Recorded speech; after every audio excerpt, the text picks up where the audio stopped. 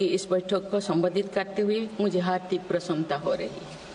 अभी 2 माह पहले हमने संविधान को अपनाने की 75वीं वर्षगांठ मनाए हैं और कुछ दिन पहले ही भारतीय गणतंत्र ने 75 वर्षों की यात्रा भी पूरी की है।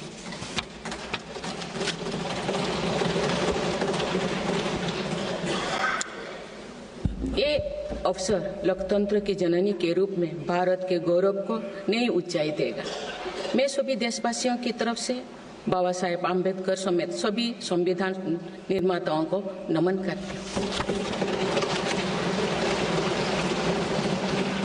माननीय सदस्यगण, इस समय देश में महाकुंभ का ऐतिहासिक पर्व भी चल रहा है। महाकुंभ भारत की सांस्कृतिक परंपरा का, भारत की सामाजिक चेतना का पर्व है। देश और दुनिया से आए करोड़ों श्रद्धालु प्रयागराज में पूर्ण स्नान कर चुके हैं। मैं मौनी अमावस्या के दिन हुई हादसे पर अपना दुख व्यक्त करती हूँ। घायलों के शीघ्र स्वस्थ होने की कामना करती हूँ। कुछ दिन पहले ही हमने देश के पूर्व प्रधानमंत्री डॉक्टर मनमोहन सिंह जी को खोए हैं। मनमोहन सिंह जी ने 10 वर्ष तक प्रधानमंत्री के रूप में देश की सेवा की। वे लंबे समय तक संसद के सदस्य भी रहे। मैं मनमोहन सिंह जी को भावभीनी श्रद्धांजलि अर्पित करती हूँ।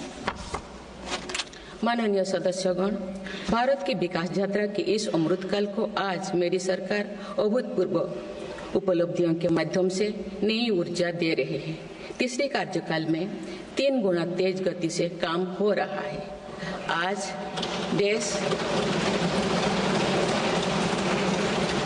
देश बड़े निर्णयों और नीतियों को असाधारण गति से लागू होते देख रहा है और इन निर्णयों में देश की गरीब, मध्यम वर्ग, युवा, महिलाओं, किसानों को सर्वोच्च प्राथमिकता मिली। मेरी सरकार ने तीसरे कार्यकाल में सभी के लिए आवास के उद्देश्य की पूर्ति के लिए ठोस कदम उठाए हैं। प्रधानमंत्री आवास योजना का विस्तार करते हुए 3 करोड़ अतिरिक्त परिवारों को नए घर देने का निर्णय लिया गया है। इसके लिए 5,36,000 करोड़ रुपया खर्च किए जाने की योजना है। मेरी सरकार गांव में गरीबों की उनकी आवासीय भूमि का हक देने और वित्तीय समावेशन के लिए प्रतिबद्ध है। इस दिशा में स्वामित्व योजना के अंतर्गत अब तक 2 करोड़ 25 लाख स्वामित्व कार्ड जारी किए गए। इनमें से करीब 70 लाख स्वामित्व कार्ड पिछले 6 महीने से जारी किए। पीएम किसान सम्मान निधि के तहत करोड़ों किसानों को पिछले महीने में 41,000 करोड़ रुपया की राशि का भुगतान हुआ है। जनजातीय समाज के 5 करोड़ लोगों के लिए धरती व जनजातीय ग्राम उत्कर्ष अभियान प्रारंभ हुआ है। इसके लिए 80,000 करोड़ रुपए का प्रावधान किया गया है। आयुष्मान भारत योजना के अंतर्गत 70 वर्षों और उससे अधिक उम्र के 6 करोड़ वरिष्ठ नागरिकों को स्वास्थ्य बीमा देने का फैसला हुआ है। इन्हें हर वर्ष 5 लाख रुपए का हेल्थ कवर मिलेगा। छोटे उद्यमियों के लिए मुद्रा ऋण की सीमा 10 लाख रुपए से बढ़कर 20 लाख रुपया कर दी गई है। मेरी सरकार ने युवाओं की शिक्षा और उनके लिए रोजगार के नए अवसर तैयार करने पर विशेष फोकस किया है। मेधावी छात्रों को उच्च शिक्षा में वित्तीय सहायता देने के लिए पीएम विद्यालक्ष्मी योजना शुरू की गई है। 1 करोड़ युवाओं को शीर्ष 500 कंपनियों में इंटर्नशिप के अवसर भी दिए जाएंगे। पेपर लीक की घटनाओं को रोकने और भर्ती में पारदर्शिता सुनिश्चित करने के लिए नया कानून लागू किया गया है। सहकार से समृद्धि की भावना पर चलते हुए सरकार ने त्रिभुवन सहकारी यूनिवर्सिटी की स्थापना को प्रस्ताव स्वीकृत किया है। सरकार ने प्रधानमंत्री ग्राम सड़क योजना के 4थे चरण में 25,000 बस्तियों को जोड़ने के लिए 70,000 करोड़ रुपया स्वीकृत किए। आज जब हमारा देश अटल जी की जन्म शताब्दी का वर्ष मना रहा है, तो प्रधानमंत्री ग्राम सड़क योजना उनके विजन का पर्याय बनी हुई है। देश में अब 71,000 वंदे भारत, अमृत भारत और नमो भारत ट्रेन चल रही है, जिनमें पिछले 6 माह में ही 17 नए वंदे भारत और एक नमो भारत ट्रेन को जोड़ा गया है। वन नेशन वन इलेक्शन और वक्फ अधिनियम संशोधन जैसे कई महत्वपूर्ण विषयों पर भी सरकार ने तेज गति से कदम आगे बढ़ाए हैं।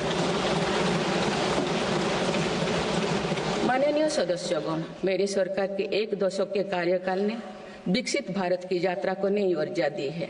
विकसित भारत के विजन में जन भागीदारी का सामूहिक सामर्थ्य है, देश की आर्थिक उन्नति का रोड मैप है, डिजिटल क्रांति के रूप में टेक्नोलॉजी की ताकत है और आधुनिक इंफ्रास्ट्रक्चर का आधार भी है।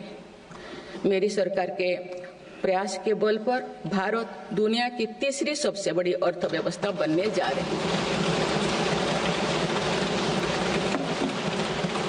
विकसित भारत की उड़ान को हमारे संविधान के आदर्शों का सतत मार्गदर्शन मिलता रहे, इसके लिए सरकार ने सेवा, सुशासन, समृद्धि और स्वाभिमान इन प्रमुख सिद्धांतों को गवर्नेंस के केंद्र में रखा है। सरकारी फर्म, परफर्म और ट्रांसफर्म के अपने संकल्पों को तेज गति से आगे बढ़ा रही है। मेरी सरकार का मंत्र है सबका साथ, सबका विकास, सबका विश्वास और सबका प्रयास, और इस मंत्रों का एक ही लक्ष्य है, विकसित भारत का निर्माण। माननीय सदस्यगण, जब देश के विकास का लाभ अंतिम पायदान पर खड़े व्यक्ति को भी मिलने लगता है, तो भी विकास सार्थक होता है। मेरी अंत्योदय की वह भावना है जिसके प्रति मेरी सरकार संकल्पित रही है। गरीब को गरिमापूर्ण जीवन मिलने से उसमें जो सशक्तिकरण का भाव पैदा होता है और गरीबी से लड़ने में उसकी मदद करता है।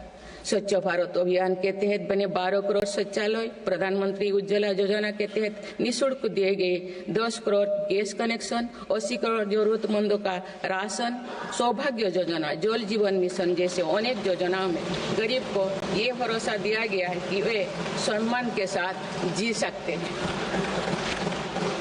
ऐसे ही प्रयासों की वजह से देश के 25 करोड़ लोग गरीबों को परास्त करके आज अपने जीवन में आगे बढ़ रहे हैं। इन्होंने न्यू मिडिल क्लास का एक ऐसा समूह तैयार किया है जो भारत की ग्रोथ को नई ऊर्जा से भर रहा है।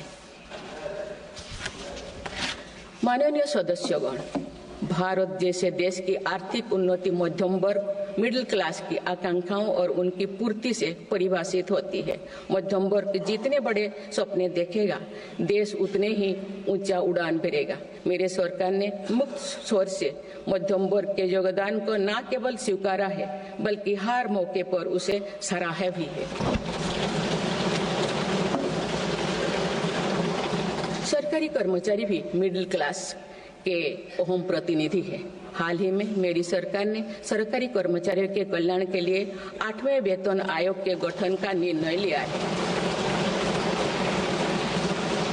ये निर्णय आने वाले वर्षों में सरकारी कर्मचारियों के वेतन में बड़ी वृद्धि का आधार बनेगा। केंद्र सरकार के लाखों कर्मचारियों का यूनिफाइड पेंशन स्कीम के तहत 50% सुनिश्चित पेंशन देने का निर्णय भी लिया गया है, जिसका व्यापक स्वागत हुआ है। मध्यम वर्ग का अपने घर का सपना पूरा करने के लिए भी मेरी सरकार प्रतिबद्ध है। रेरा जैसे कानून बनाकर मध्यम वर्ग के सपने को सुरक्षा दी गई है। घर के लिए लोन पर सब्सिडी दी जा रही है। उड़ान योजना ने लगभग 1.5 करोड़ लोगों का हवाई जहाज में उड़ने का सपना पूरा किया गया है। जन औषधि केंद्रों में 80% रियायती दरों पर मिल रही दवाओं से देशवासियों की 30,000 करोड़ रुपये से ज्यादा बचे हैं। हर विषय की पढ़ाई के लिए सीटों की संख्या में भी कई गुना बढ़ोतरी का बहुत लाभ मध्यम वर्ग को मिला है। राष्ट्र निर्माण में करदाता के योगदान को मेरी सरकार ने सम्मान देते हुए टैक्स से जुड़े मसलों को आसान किया है। टैक्स विवादों को कम करने के लिए फेसलेस मूल्यांकन की शुरुआत कर पारदर्शिता बढ़ाई गई है। आप देश में 75 वर्ष से अधिक उम्र के वरिष्ठ नागरिकों को जिन्हें सिर्फ पेंशन मिलती है, आयकर रिटर्न दाखिल करने के संबंध में स्वयं निर्णय लेने का अधिकार दिया गया है। माननीय सदस्यगण, मेरी सरकार महिलाओं के नेतृत्व में देश को सशक्त बनाने में यानी ह्यूमन लेड डेवलपमेंट में विश्वास करती है। नारी शक्ति बंधन अधिनियम के द्वारा लोकसभा और विधानसभा में महिलाओं के लिए आरक्षण इस दिशा में एक महत्वपूर्ण कदम है। राष्ट्रीय ग्रामीण आजीविका मिशन के तहत 91 लाख से अधिक स्वयं सहायता समूहों को सशक्त किया जा रहा है। देश की 10 करोड़ से भी अधिक महिलाओं को इसके साथ जोड़ा गया है। इन्हें कुल 9 लाख करोड़ रुपए से अधिक की राशि बैंक लिंकेज के माध्यम से वितरित की जा रही है। मेरी सरकार का लक्ष्य देश में 3 करोड़ लखपति दीदी बनाने का है। आज 1 करोड़ 15 लाख से भी अधिक लखपति दीदी एक गरिमामयी जीवन जी रहे हैं। इनमें से लगभग 50 लाख लखपति दीदी बीते 6 महीने में बनी है। ये महिलाएं एक उद्यमी के रूप में अपने परिवार के आय में योगदान दे रहे हैं। इंश्योरेंस फॉर ऑल की भावना के साथ कुछ महीने पूर्व ही बीमा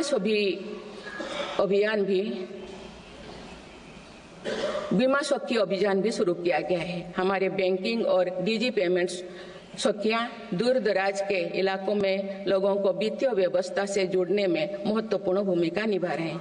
कृषि सखियां नेचुरल फार्मिंग के बढ़ावा दे रही हैं और पशु सखियां ने के माध्यम से हमारा पशुधन मजबूत हो रहे हैं। ड्रोन दीदी योजना महिलाओं के आर्थिक और तकनीकी सशक्तिकरण का माध्यम बने हैं। ये इस संसद के लिए गौरव का विषय है कि बड़ी संख्या में भारत की बेटियां लड़ाकू विमान उड़ा रही हैं, पुलिस में भर्ती हो रही हैं और कॉरपोरेट कंपनियों का नेतृत्व भी कर रहे हैं। मेरी सरकार के निर्णय के बाद बालिकाओं की भर्ती राष्ट्रीय मिलिट्री स्कूलों में प्रारंभ हो गई है। नेशनल डिफेंस एकेडमी में भी महिला कैडेट्स को भर्ती शुरू की गई है।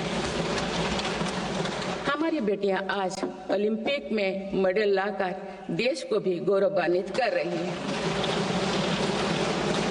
मैं भारत की संसद के माध्यम से देश की नारी शक्ति को विशेष बधाई देती हूँ। माननीय सदस्यगण, पिछले 1 दशक में देश के हर बड़े प्रयास का दायित्व आगे बढ़कर भारत के युवाओं को उठाना पड़ा है। आज हमारा युवा स्टार्टअप स्पोर्ट्स से लेकर स्पेस तक हर फील्ड में देश का नाम रोशन कर रहे हैं। माय भारत पोर्टल के जरिए लाखों युवा राष्ट्र निर्माण के कार्य से जुड़ रहे हैं। पिछले 1 दशक में मेक इन इंडिया, आत्मनिर्भर Bharat, startup India, stand up India और डिजिटल इंडिया जैसी पहल ने युवाओं को रोजगार के अनेक अवसर प्रदान किए हैं। पिछले 2 वर्षों में सरकार ने रिकॉर्ड संख्या में 10 लाख स्थायी सरकारी नौकरियां प्रदान की गई।